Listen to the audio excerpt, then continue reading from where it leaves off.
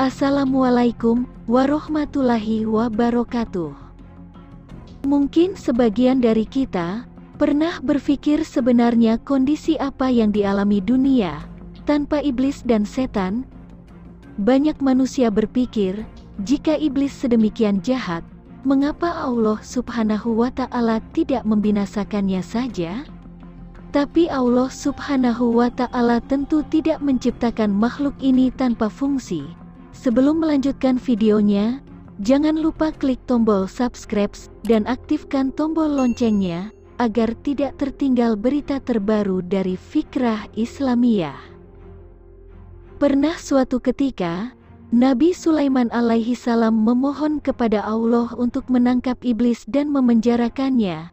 Nabi berharap ketiadaan iblis akan membuat manusia hidup lebih tentram dan damai tanpa dosa.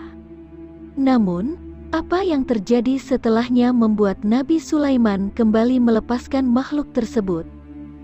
Sebenarnya, kondisi apa yang dialami dunia tanpa iblis dan setan? Nabi Sulaiman tetap memohon.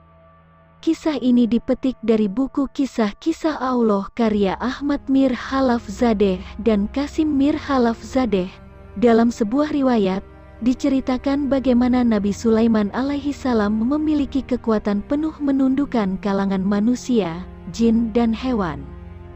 Bahkan setan-setan, kala itu menjadi pekerjanya untuk membawa dan mengimpor batu-batuan, pasir, serta bahan bangunan lain untuk membangun bangunan-bangunan megah.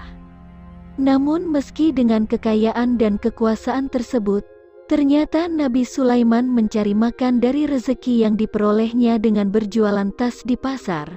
Padahal, di dapur sang raja setiap hari selalu dimasak 4.000 unta, 5.000 sapi, dan 6.000 kambing. Di dalam buku tersebut, dituliskan sebuah riwayat saat Nabi Sulaiman alaihi salam memohon kepada Allah agar diperbolehkan memenjarakan iblis.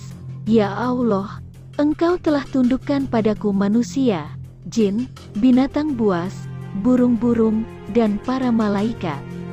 Ya Allah, aku ingin menangkap dan memenjarakan iblis, merantai serta mengikatnya, sehingga manusia tidak berbuat dosa dan maksiat lagi. Namun, permintaan ini tidak serta-merta dikabulkan oleh Sang Pencipta. Allah Ta'ala kemudian mewahyukan kepada Nabi Sulaiman, bahwa tidak ada baiknya jika iblis ditangkap atau dibinasakan. Wahai Sulaiman, tidak ada baiknya jika iblis ditangkap. Tapi Nabi Sulaiman tetap memohon apa yang telah terjadi. Ya Allah, keberadaan makhluk terkutuk ini tidak ada kebaikan di dalamnya. Allah berfirman, jika iblis ditangkap maka banyak pekerjaan manusia yang akan ditinggalkan. Nabi Sulaiman berkata, Ya Allah, aku ingin menangkap makhluk terkutuk ini selama beberapa hari saja. Kemudian Allah mengizinkan Nabi Sulaiman untuk menangkap iblis dan memenjarakannya.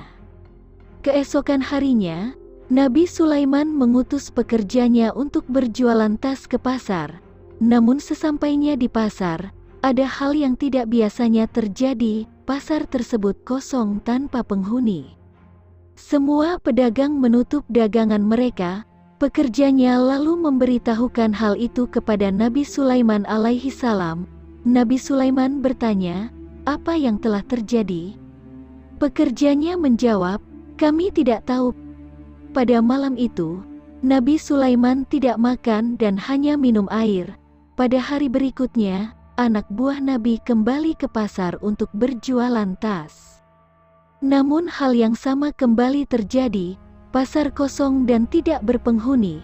Ternyata setelah dicari tahu, manusia lebih banyak memilih menutup pasar. Mereka pergi ke masjid dan menuju kuburan untuk mengingat kematian, menangis dan meratap. Mereka sibuk mempersiapkan bekal menuju ke akhirat tanpa memperdulikan lagi keindahan duniawi. Hal ini tentu membuat sang nabi keheranan.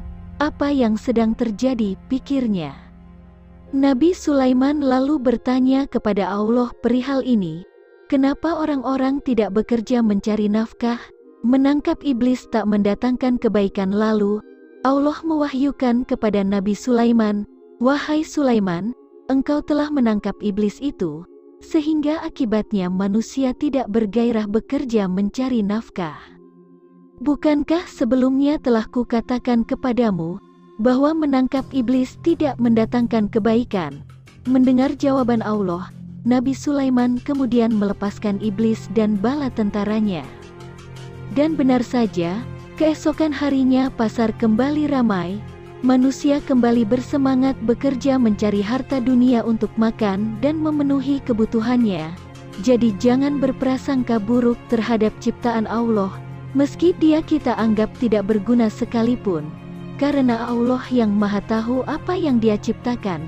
Wallahu a'lam bishawab.